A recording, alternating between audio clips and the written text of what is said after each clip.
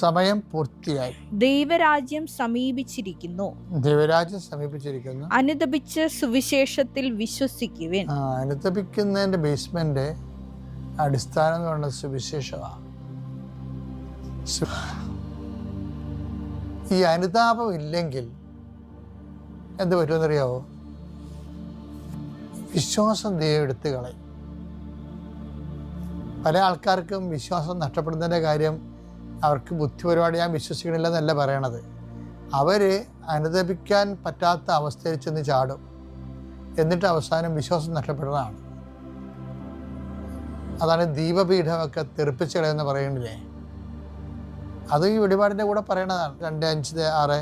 അതിനാൽ നീ ഏതവസ്ഥയിൽ നിന്നാണ് അധപ്പതിച്ചതെന്ന് ചിന്തിക്കുക.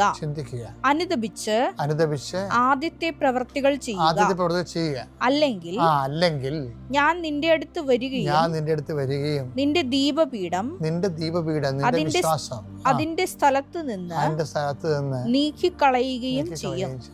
വിശ്വാസം നഷ്ടപ്പെടുന്നത് അനുതാപമില്ലാതെ മാസങ്ങൾ തുടരുമ്പോൾ ക്രമേണ വിശ്വാസം ക്ഷയിക്കാൻ തുടങ്ങും. അങ്ങനെ ക്രമേട്ട് നീ വിശ്വസിച്ചിട്ട് വലിയ അനുതാപമില്ലാത്ത ആള് വിശ്വസിച്ചുകൊണ്ട് പ്രത്യേകിച്ച് കാര്യമൊന്നുമില്ല. അതുകൊണ്ട് ദൈവം അതെടുത്ത് കളയും.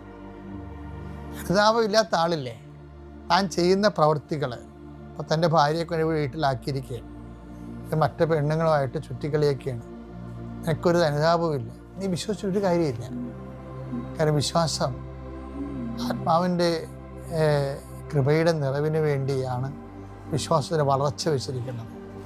അപ്പം നീ അതിന് ബോധപൂർവമായിട്ട് തടസ്സം നിൽക്കുന്ന കാരണം നിൻ്റെ ദീപപീഠം എടുത്തു മാറ്റും, വിശ്വാസം എടുത്തു മാറ്റും. ഇപ്പം ചില അണ്ണന്മാർ എനിക്കൊരു വിശ്വാസം തോന്നില്ലെന്ന് പറഞ്ഞില്ലേ, അത് അവൻ്റെ യുക്തിവാദം ക്യാമത്വമൊന്നുമല്ല. He's not eligible to holding the faith, holy faith. പരിശുദ്ധ വിശ്വാസം ഹോൾഡ് ചെയ്യാൻ ഹീസ് നോട്ട് എലിജിബിൾ, അവൻ യോഗ്യനല്ലെന്നാണ്. അപ്പം അതുകൊണ്ട് തന്നെ ഇത് വളരെ സീരിയസ് ആയിട്ട് നമ്മൾ കൈകാര്യം ചെയ്യേണ്ട ഒരു കാലഘട്ടമാണിത്, ആഗമനകാലം.